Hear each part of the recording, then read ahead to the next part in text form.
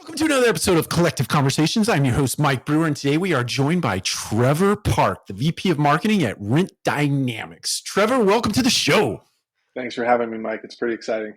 I've been following you for a while. You're the one. No, I'm just kidding. Thank you for that. Hey, Trevor, do you want to maybe start by just either talking about Rent Dynamics or unpacking your life a little bit? I'd love for our listeners and our followers to hear about that. Yeah, so I've been with Rent Dynamics for almost 6 months now. Rent Dynamics has a couple different products. We have a contact center, we have a CRM, and we have kind of a fintech product called Rent Plus, which helps residents build credit through paying their rent on time. And then prior to that, I was head of marketing for a chatbot company. Before that, I helped kind of build up a couple other little startups here and there. I've been in multifamily for almost 10 years now. Jumped out briefly to go into single family and realized that it's definitely not the industry for me at the moment, and jumped back into multifamily doing consulting and helping out some startups kind of build up their teams. And here I am today. Yeah. I love eclectic backgrounds, by the way, and a decade in the industry is a long time, and 6 months at a company is like an eternity anymore. So yeah, it's true.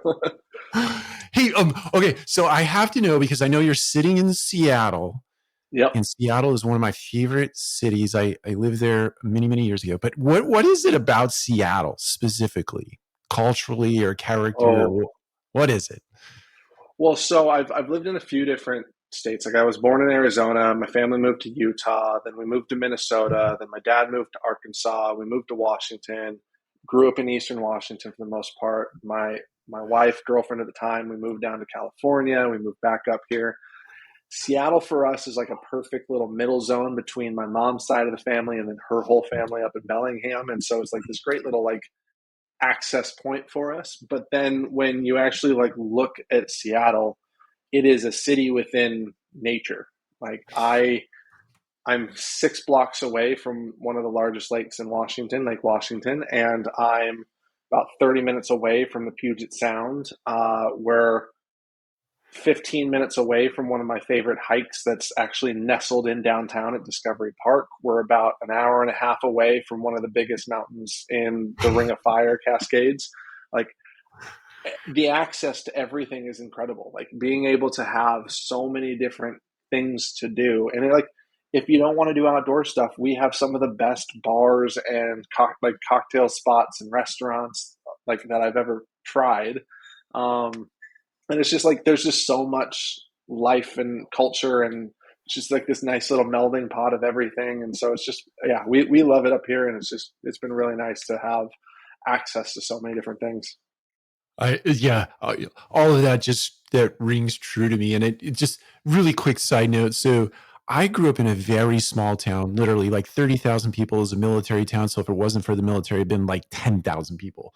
And I moved to Seattle, and the weekend I got there, Bumper Shoot was happening down in the city. And I went to Bumper Shoot, right? And so mind you, I'm from a small town. I go to Bumper Shoot, and it was like, where am I? This is crazy. That music festival was like, it's imbued in my mind forever. Just the amazing eclectic nature of that entire experience, and seeing things that I had never seen before. Yeah. Very cool. Yeah, I remember the first time I came to Seattle, my mom and I and my family, we were living in Spokane, which is just Eastern Washington, but hadn't really been to any major cities. And we come over to Seattle, and I went to a Mariners game at the Kingdome, like before they tore it down. And I mean, Ken Griffey was playing, the big unit was pitching. Yeah, no, the son was playing. Yeah, but then you have like Randy Johnson, who's like just like my favorite pitcher of all time. I mean, how many people can say that they've hit a pigeon mid-flight? Like, it's just, yeah. But so like, we're at this game, and the stadium is like roaring, and it's just like this atmosphere of just noise. And I was so overwhelmed, but enamored by everybody like being in this one spot cheering for sports. Like I had never been to like a big sporting event or even a big city like that. It was just really cool. Overwhelming the senses. Yeah. Yeah. That place was amazing. I had the privilege, not a baseball game. It was the Seahawks were playing the Colts rather, not the Hmm. Colt. Anyway, but the power of that, I guess you'd call it a dome, a Yeah. stadium. It was unbelievable. To your point, Yeah. insane. So, okay, I want to take a bit of a left turn here. On your LinkedIn, you have connecting the dots, and that means a Yeah. lot of things. It means a lot of things to me, but I'd like to know what that means to you. Yeah. So one of the, I mean, this has been kind of a life motto of mine for, I mean, as far back as I can remember. I was always kind of like a problem solver and like wanting to help, or like find things that connect. And like early on, I was big into Legos. I was big into like puzzles and all these things, and like figuring out how certain things fit together. And then started getting into like mechanics and whatever. And so like as I grew up, I started realizing that like the way that my brain thinks, like when somebody's telling me a story about something or a problem that they have, my brain automatically goes into solution mode of like, okay, this person, like most recently, like somebody was having a staffing issue and they couldn't figure out like where to find good leasing agents and stuff. And so I'm like, oh, you can look here, you can look here, you can look here, you can look here, you can look here. And I'm like, here's all the options that you can do to find like really good leasing agents. And so just like my brain has always been like connecting the dots, and then it's kind of turned into this thing like Moshe Crane has like dubbed me the facilitator because I just love connecting people, and I love like creating opportunities for people to network and connect. Like one of the things that we're like I'm working on kind of on the side is it's a project called the multifamily experience, and it's going to be a group of supplier partners that are kind of tied to customer success and marketing and maybe a little bit of sales. And we're just going to build content and like network with people and like create resources for the supplier side. And so we're just kind of like trying to figure out how this all fits together. And that's kind of where the connecting the dots piece comes into play, is just like figuring out all these opportunities of like, how do I like connect person A with person B because person B has something that they want to offer them, or they have a resource that they have available. And so just being that person that can be that middle person has been awesome. So I love that, and forgive me if I misplace this because I'm guilty of skimming just like probably everybody. So I don't want to isolate myself as independent of this problem, but or dependent of this problem. I believe that I've seen you sort of interviewing people that one might argue that they're like competing interests between the company that you work for, right? Yeah. And that company, which is awesome in my opinion. Tell me how that in kind of in the Yeah. context of connecting dots, how does that thing come together? Yeah. I've never really seen competitors as competitors in the sense that Okay. like in specific sense, like Rent Dynamics and Funnel or Knock or Yardi or whoever, like anyone home or whatever you like, the pool is so big Sure. that, or like the piece of the pie is so big that everybody can get a slice and everybody can like engage in a really nice way. So there's been like instances, and it kind of shifted my mindset when um, I had a post a while back when I was at BetterBot, and there was like these comparative documents that were getting like sent out to prospects and some of our clients, and it basically was like, here's everything we do and then here's everything BetterBot does, and it's completely wrong and inaccurate. I've always been of the mindset of like, if you're going to post something like that, then like maybe at least get that person to weigh in, be like, hey, I'm putting together a doc Uh, that shows a side by side. And I reached out to Alex Howe at Funnel to say, hey, I'm putting together some competitive stuff, just internal. We're not sharing it with clients, but I'd love to get to make sure that we're all on the same page. what's some information about BetterBot that you would like to know that I can share with you, and what's some stuff about Funnel that you can share with me. And we started just kind of like talking shop, and then it led into like me, like I really appreciate his mindset around marketing, and like we just started dialoguing. I'm like, oh, why don't I do this with more of our folks? And so like Sydney Weber at Knock at the Mhm. time, I've been a big fan of Knock for a while, and so like being able to like talk with Sydney or talk with Lucas on the sales team, or any of their team, like I've talked with Dimitri many a times. He was at a friend's wedding of mine um, that I went to. And so just being able to like talk shop with him and just not even have to worry about the fact of like whose logo do we have on our chest. That's been so helpful to just kind of like bridge that gap a little bit more. And so I had Josh from Funnel on, and we were just talking about like what's needed in the industry. Like how do we shape the industry in a better way?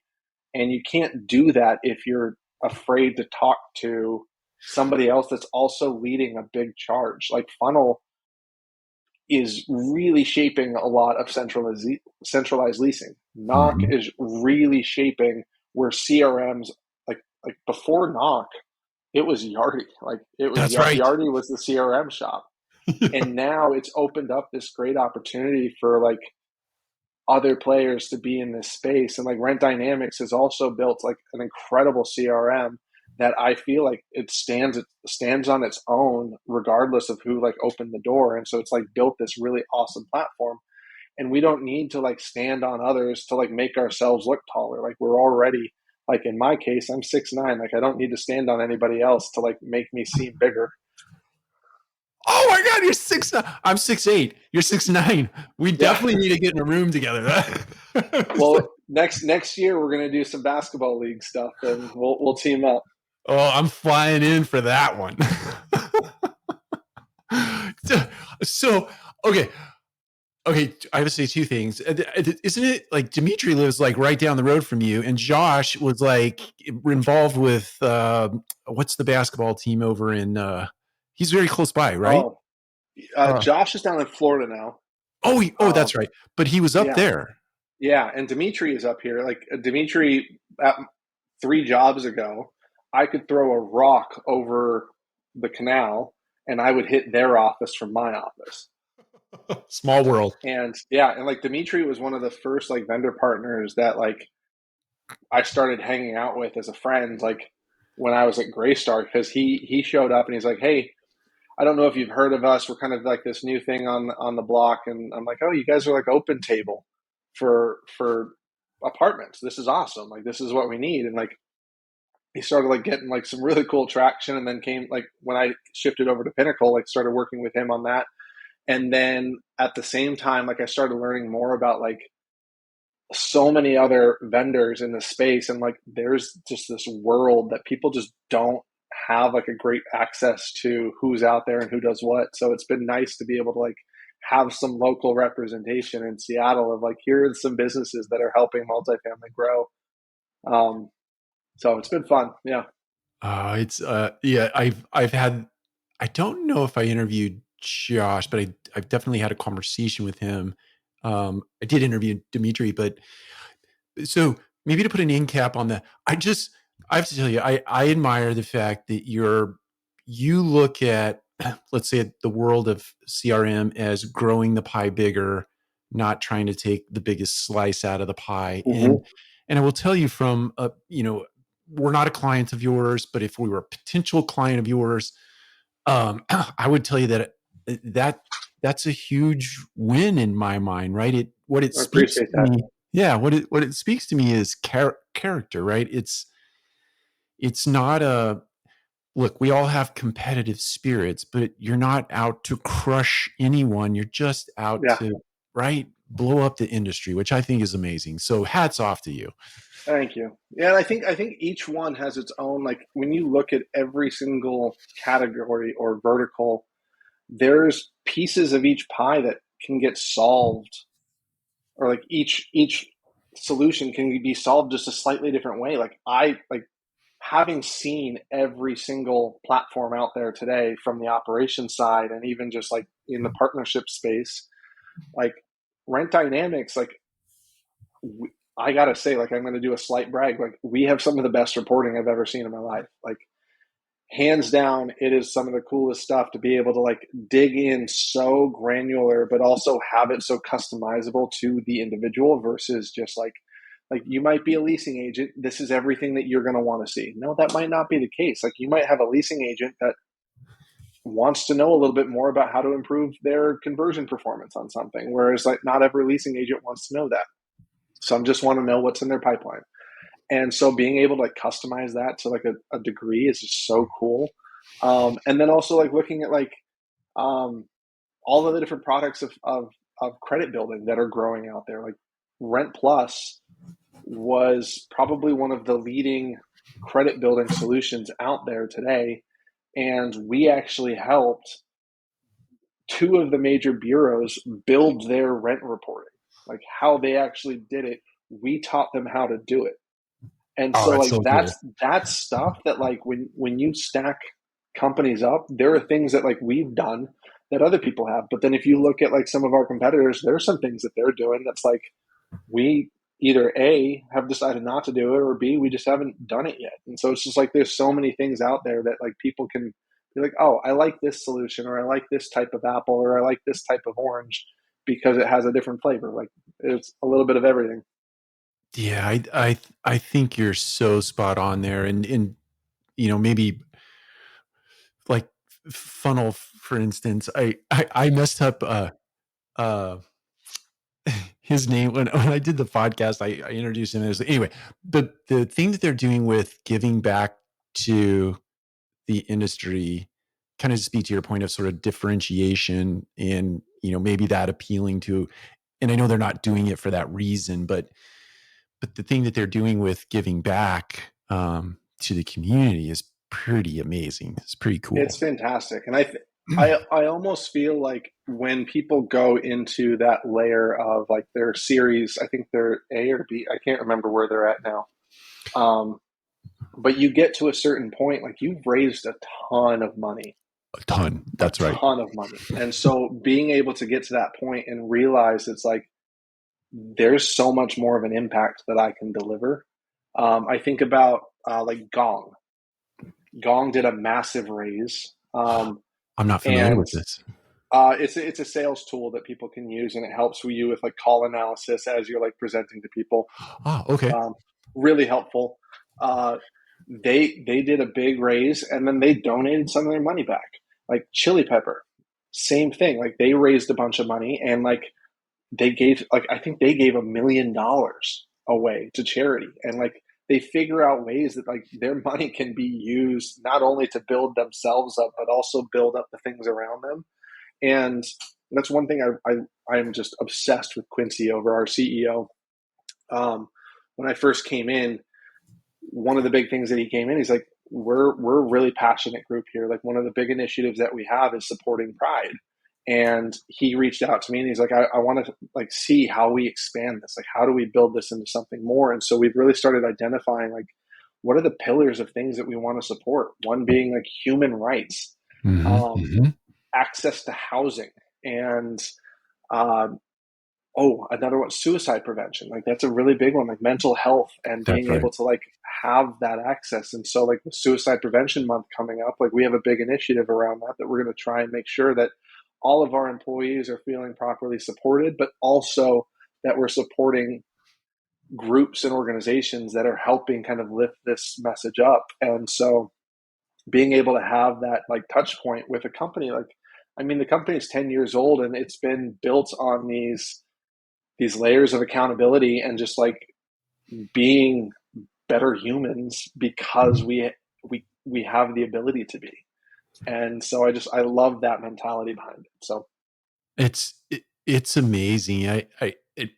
In my head, it it speaks to a sort of an underpinning of culture itself, and which is sort of a segue to something that I want to ask you about culture. Um, you're in Washington. Rent Dynamics is headquartered in Utah. You are yeah, on fire. You're on fire for Rent Dynamics, and I can tell it just like everything coming out of your pores. And I'm interested. You're remote, you're dialed in.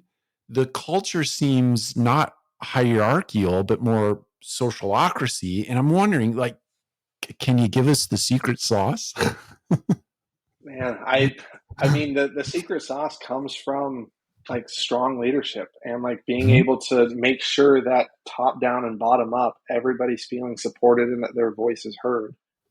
And we're really big at making sure that everybody has a seat at the table. And everybody that comes in to Rent Dynamics, like when I first came in, I think it was like second week in, I was in Logan, Utah. So like sign the papers, 2 weeks from then, they have me in Logan for a go to market meeting, and I'm meeting with every single aspect of the company, and I'm talking with them, and I'm getting to know them. I think it was the third trip I've made to Logan. Like I was having dinner at one of the product manager's house with his wife and kids, and it was just like That is they so awesome. are so supportive of people, and just being able to like have that ability to have open dialogue and communication. Like I know I've overstepped and stuff, and I've like probably like gone into aspects of the company that probably don't make sense for marketing to be sticking their hand in that cookie jar. But at the same time, they helped me learn why I was thinking of going that route of like, oh, I was thinking about that because maybe we don't have the data to support it. So that's why I was curious. And then they'll provide me with the information that I need. And then I'm like, cool. But the transparency, I think, is the biggest part is that, like, if we want to know something at kind of a higher level, leadership's very good about just saying, like, yeah, here's some information on it. There you go. And so having that support really keeps everybody working well together and wanting to connect and build. Like our marketing intern, Sam, he was originally an intern supporting account management, and he expressed interest in marketing, and we brought him over because like he worked so well on both sides, and so now he's been leading the charge on our like resident marketing. And so it's just been really fun to be able to have that openness to have like people jump departments and talk about other products and sides. Is there I understand the top down dynamic, the bottom up dynamic, everybody's voice being heard, but is there sort of a either or spoken or unspoken underlying values or mission or purpose that sort of glues all this stuff together? There is actually, and it's it's four main pillars, and it's actually something that like I think it's on our website. And so, oh man, this is going to be a quiz, and I'm going to get in trouble if I mess this up. The first one of the big ones is we think big and take action.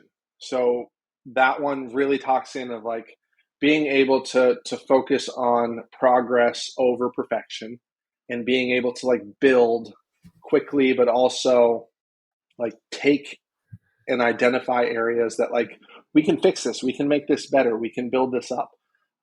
Another aspect is generous, like we are generous. That one is like figuring out how do we celebrate others, how do we support and recognize the differences in others and help lift them up. Better together, that one is a really fun one for me because like it's just team mentality. Like I've brought that hashtag along with me for probably the last like 8 years, and the fact that it was already something within this company, it made it just a very good fit there. And then the final one, and I don't know if I said this one, was be accountable, or we are accountable. Uh-huh. And so just knowing that like we have to take responsibility for the things that we're doing, and that it allows us to do our best work by knowing that we're the ones responsible for it. So yeah, so those are our four main ones. But and I'm really hoping I didn't mess that up. I'm gonna have to go back and check. We're gonna get everyone from Rent Dynamics is gonna get like direct access to this video, and we're gonna like splice it out for this moment in time for them just to make sure we got the answers right. Yeah, exactly. I want to play off of generosity for a second because we can think Yeah. about that a couple of different ways. We can think about monetary generosity, but we can also think about generosity in terms of just like how we feed others. And I took the time to read through everyone who had given you a LinkedIn shout out down at the very bottom of your LinkedIn. And there's like 23 of them, I think, if I remember correctly. But the sort of thematic in there is that you really do feed into others. And I'm super interested in where does that, I have to believe in my heart of hearts, something about your upbringing or something about the books you read or the people you hang around. Where did that come from? Well, um, I mean, it probably spans all the way back to family. Like my mom is probably like everybody that comes encounter with my mom calls her mom. Like they call her Momma J or they call her mom, and like the house is kind of like this like stomping ground for like the lost kids from like if you need a place to stay, grab a meal, hang out, get to know the like my mom, like she'll open up the doors, and it's just been, it was really just awesome to have so many different types of people coming into our house and engaging with us. Like we at one point we took in a couple refugees that were kicked out of their original house and needed a place to stay. So my mom's like, "You can stay with us." They ended up staying with us for like 6 months until they were able to like save up enough money to like go get their own space. And so like my mom's always been that like central point. And then my grandma too. Like my grandma, she was the lead historian at the library in Spokane there, but she also was part of the like the historic preservation group, and so she was constantly working with all of these different types of groups to like sustain history and build history. And so being able to like have that kind of like welcomeness and openness to like just build stuff together has been kind of just ingrained in me. So yeah. Oh, and then like I can't believe I almost forgot to mention this one. My grandpa on my dad's side, he owned a butcher shop in South Dakota, and he he was the type of person that like if there were a pothole somewhere in the city, he'd go buy a bag of asphalt and he'd go fill the pothole. Like that was just who he was. And so like being able to have like that kind of family history where they're just like they just constantly always wanted to do good was just ingrained in me, and like at a very young age, and being able to see how people support other people regardless of their means. Like my mom like didn't have a lot of money, like, but she still took people in. She'd make them sandwiches, she'd make them a pot of soup, like she'd let them live in the house for a few months. Like there, it was like being able to like have that experience really just like made it so that I am who I am today. So Wow. I look, thank you first and foremost for yeah, being vulnerable and sharing that. Cause I just think, the person behind the person many times is what we don't unpack in podcasts. And, when you talk about business, we can talk about the exterior, but I think the underpinning of a person is really what sort of drives that into a culture and being influenced. And whether your upbringing was bad or good or whatever, it's all valuable as it relates to the way you show totally. up. And yeah, so thank you for doing that. Sort of, I sort of see that as like, you have this. So in the multifamily space, we talk about value add, right? And we're talking Yeah. about buildings and new kitchens and new bathrooms. But I kind of see you as this individual that is like a human being value add, right? Like Oh, thank you. seriously, it's so having read through all those remarks that those people wrote about you, um, and even the one that you wrote about someone else was just like, wow, that this guy is like full of just fantasticness, if that's a word. Thank you. Yeah. But Yeah, I have, I've been pretty lucky to work with some amazing leaders too. So they've also like nurtured me in some really helpful ways. So there's a lot of things that go into making me who I am. Like my wife has been one of my biggest supporters since we met in college, and I wouldn't have graduated on time if it wasn't for her getting my ass up in the morning and driving me to class because she didn't want to date somebody that was ditching class. Like I love it. she's been always motivating, and so like being able to have that carry through like has been awesome. And then like I think about Mike. Like Mike and I talked for years before I even came to Rent Dynamics, and then I got to work with him pretty closely when I was at BetterBot and like see more of his leadership style. And like that's it. Or like Jennifer Stakokis at when I was at Pinnacle, Daryl Smith as well at Pinnacle. Like those two are just some amazing heavy hitters in terms of leaders. And so like seeing that like represent through, it's just like little tiny pieces that I hope to kind of like build up. So like motivating people and helping lead people has been really a big passion. Well, it plays off in spades for you and comes across so genuinely. So keep it Thank up, you. man. It's it's awesome. I I in my head, like I think about companies like yours and individuals like you and Mike and others that make Rent Dynamics what it is. It's like it's meaningful work, but and I'm sort of picturing back to NAA and some things I saw with your group posting, but it's like you're you're out to make your client's experience with you exceptional.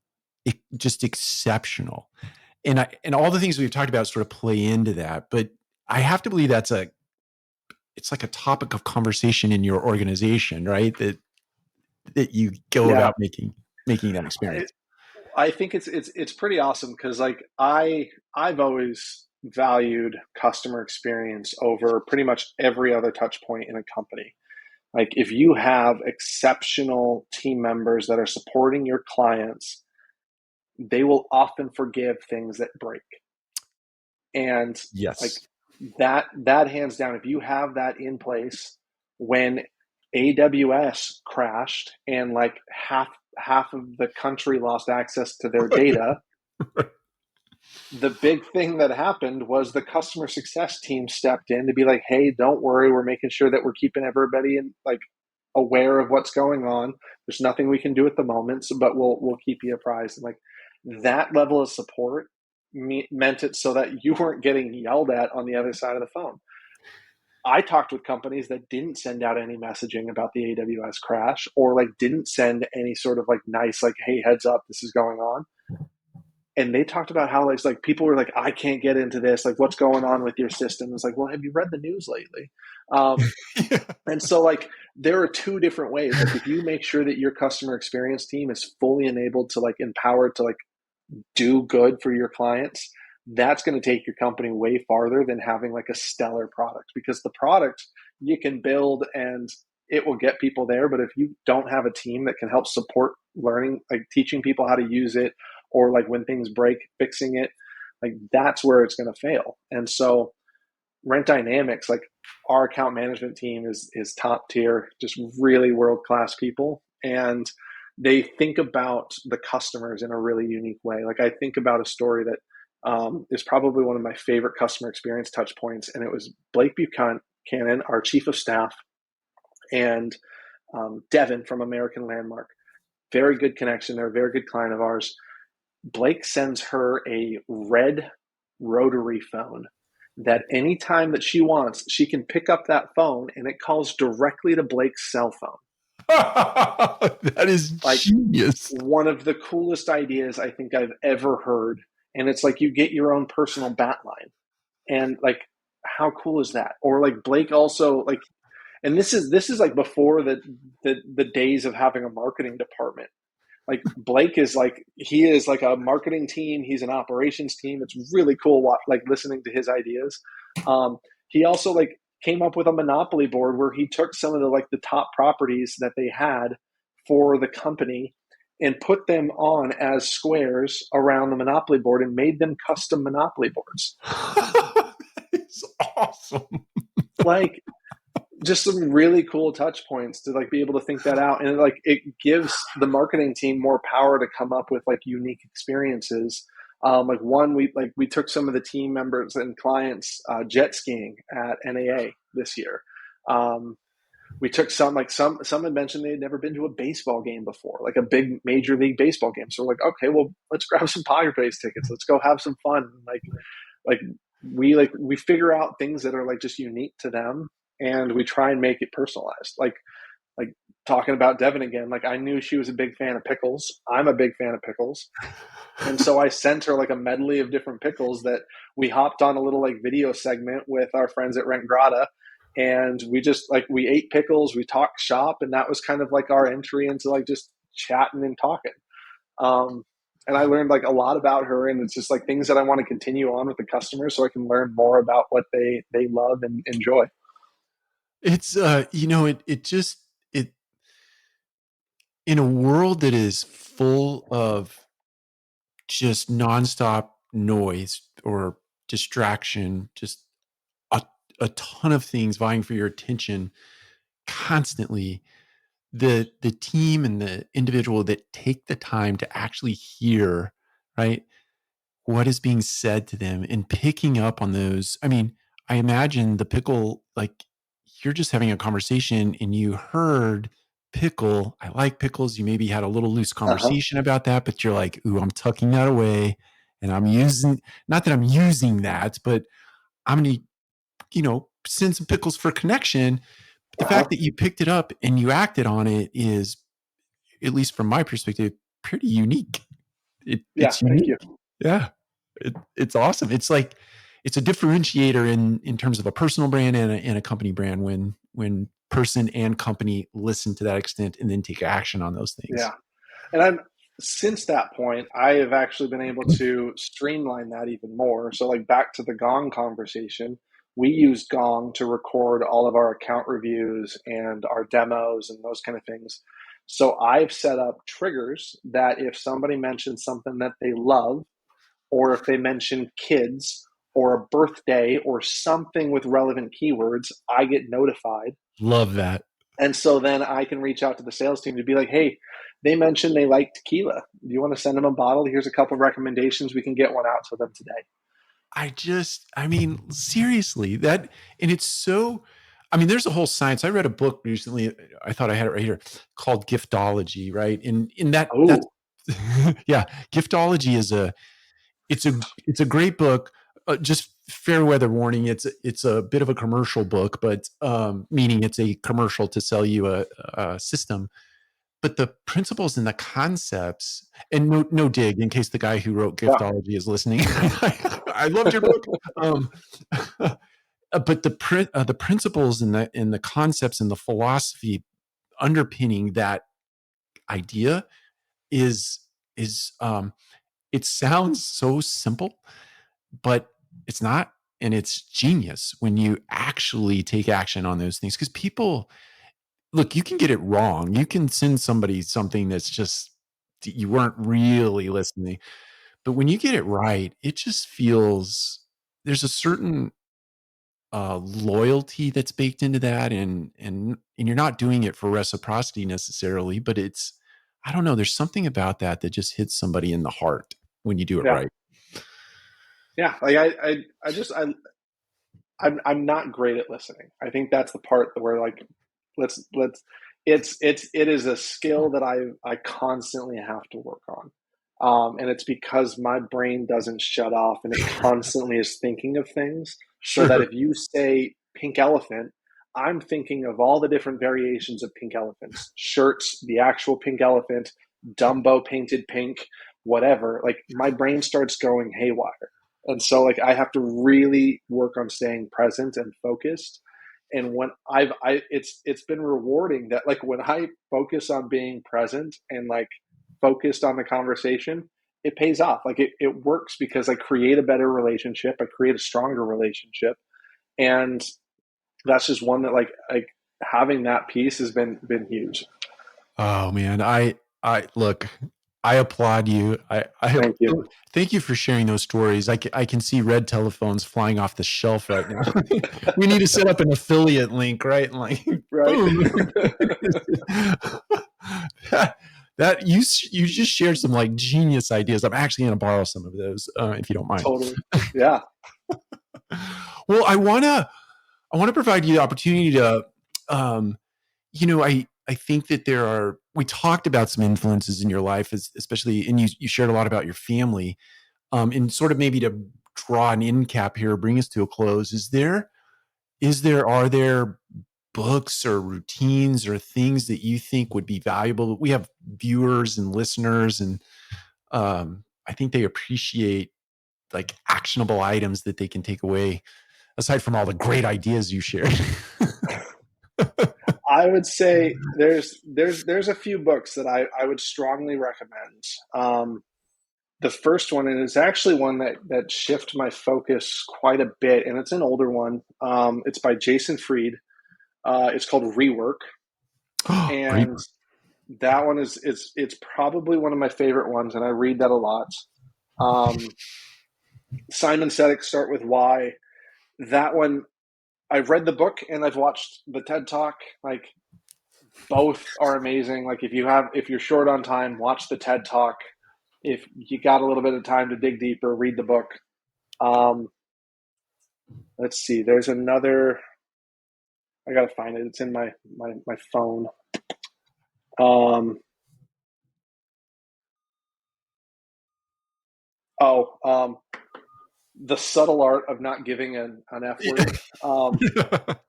That one, it's just it's really focused around like how do you live a good life and how do you like do good things.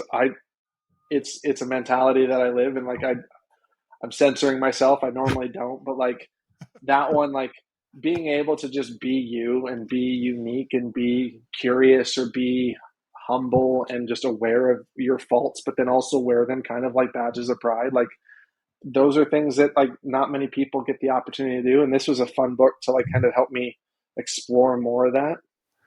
Um, oh, there's one on my shelf right now, and it's called um, Building Your Community. I started this one. This it's really good. It's very actionable. So if you're doing it, make sure you don't have distractions while you're reading it because it will actually give you projects and like things that you want to start doing and like transition into. So that's a really good one as well. And I'm getting through that one right now. But yeah, so I would say those are the bulks. Also, if you want a really good read, like any of the Sherlock Holmes, those are my like go tos if I need like a good read because it's like it's creative thinking. Like you're trying to like think about things in a critical and creative way of like how do you get from A to B or like whatever. So that's a really fun way to think about stuff. I love that. I had the whole I'm maybe sort of along those lines, but not really the a Hardy Boys collection when I mean I'm like 167 years old, so it was like a long time ago. I remember I was the little kid under the sheet with the flashlight, like reading all these pages when I was a kid. But I love those. I was the same way. Yeah, for the same same reasons. The creative nature about those works was, I guess, the most compelling thing for me. It kept me coming back. Like, Yeah. what's the next? So, Well, and like the choose your own adventure books, yeah, I would reread those constantly and I'd pick new options. I'd be like, how does this lead me to here? How does this end? Like like what if I follow this route versus that route? And so it gave me like this fun like testing mentality of like, okay, like A B testing in marketing is like my favorite thing to do because like if I change the subject line, how effective is this campaign really going to be if I go from like act now to hey, did you know? Like those kind of variations in like micro copy um, have such a big impact. Actually, micro copy is another really good book that if you want to get into some like creative writing, that would be a good one. And it's that one's a very good read. It's a quick read. But yeah, so okay, so maybe we can end cap. yeah, I have to know, like, I'm not a marketer. I love marketing. I love it. I'm a wannabe marketer. I want to understand it not only from the data side and what is used to inform the creative, but I'm not. Um, but I read a lot of marketing books and I listen to a lot of marketing people. And so I'm interested to know who are your biggest influences as it ooh, relates to your art and your craft. oh, um, I really appreciate like Gary Vaynerchuk. Like he's done some really cool stuff, like all the way back into Wine Library, just seeing how he's taken a family business and like blown it up into VaynerMedia. I think that's just a really cool story. He True also is statement. always like I feel like he's always just a couple steps ahead. Um Always. and I just that stuff's tough, like to be able to like really think about that. Ooh, uh that's it. Oh, that puts me on the spot. There's so many, like Seth Godin. Like Oh, he, yep. He's really thoughtful. I really appreciate his book, and it's actually like a former boss of mine before I changed jobs actually gave me Seth Godin's book, The Dip, Oh yeah, yeah, and it was like knowing when to quit, and I'm like, oh, cool. This is an interesting sign. Like, cool, let's do this. So that was a really good one. Oh man, uh, Casey Neistat. He had like a YouTube yep, uh, blog, yep. and it got me really into storytelling and really helped me kind of envision how even something as mundane as just going to your studio could be done and told in a really creative way. And so I love that approach to things. Um, God, there's Marketing Millennials has a podcast that I think is really good. There's oh man, there's so many out there, like people that are just like leading some amazing things. Chris Walker, I think, is really really smart. Um, gosh, Chris Arnold, who does the Transforming Cities podcast Yep. and Authentic. Um, the Digital Dudes, I love their podcast. They're very like raw and uncut, like similar to you, Mike, like in the sense that like you don't edit. It's just like what's said is what's said. Um, the Reveal podcast from Gong, I always find really huge value in that, and that team is just so wicked smart. Um, yeah, there's so many. I think that that's the great thing about being in marketing is that like there's somebody out there for everybody, and there's also the ones where it's like there are some marketing people that I'm just like I can't stand. I can't stand it, and so I tune them out and I unfollow. But there are the ones that it's just like I'll go through an entire series of your podcast like over and over and over, and like yours specifically. Like I love being able to like find little nuggets. I mean, I have yet to get through. What are you at? Like 1278, 77. Like Something like that. I'm still getting through, and the hard part is I don't listen to things in order. I think about like who are you talking to in this moment. I'm like, oh, I would love to hear what you had to say with this person or that person. I do that with all the podcasts, so it just like jumbles around into like a really nice medley. I love it. I love it. Oh, those are all. That's incredible. Thank you for sharing all that. Yeah, Part of the reason I do this podcast is because I get a world class education from folks like yourself, and so I'm always curious what they are listening to and or reading and what's influencing them because I selfishly pick it off and make it a part of my routine. So what is it? What's creative art like? Real artists don't create their own; they steal artists, or something like that. Where it's like true artists steal work. Like that's right. I build on the knowledge of others because like there's very little like true inspiration, or there's like very little like true like unique product sets. And I think that like being able to see how other people have done it and learn from their failings and their successes and build those up help make you a better person, or your product better because you built it with other things in mind. And so there's I think there's so much that you can learn just from how other people have done things. So true. So true. Well, two things I'll say to end cap here. I want to acknowledge you as an amazing human being, and I Thank you. appreciate you investing some time with our audience. And not to put you on the spot again, but I would love to hear some Momma J wisdom to Oh, close out the episode. oh, I would say,